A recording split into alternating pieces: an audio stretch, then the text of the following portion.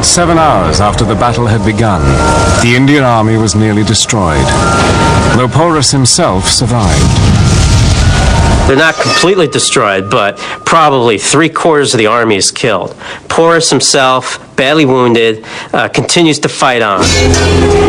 Alexander admired Porus' bravery and determination to keep fighting in the face of certain defeat.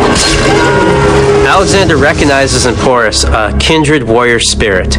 He doesn't want to kill the man he's grown to respect, so he sends a messenger to call him for a meeting. Greek historian Arrian recorded the conversation. Alexander was the first to speak. "What," he said, "do you wish that I should do with you?" "Treat me as a king ought," Porus famously replied. Alexander is so impressed with Porus' dignity and composure, he decides to let him remain as king and keep his territories and his subjects. So at the end of the day, Alexander, at the Battle of the Hydaspes River, shows his tactical brilliance. I mean, this is a guy who can read a battlefield. He has what Napoleon called the coup d'oeil, the strike of the eye.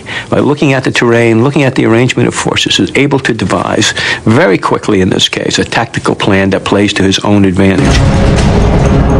With his victory at Hydaspes, Alexander the Great had taken his first step across the Indian frontier. But it was a fleeting victory. As the Greeks advanced deeper into India, several states set aside their own rivalries to stand united against the invader. At the next battle site, Alexander was confronted by 300,000 Indian troops. In attempting to conquer India, you get the feeling that perhaps Alexander's strategic intelligence analysis was not as good as it had been in the past, because any reasonable view of what was going on in India at the time would have led you to the conclusion that this would be an almost impossible military task for what amounts to a small Greek army.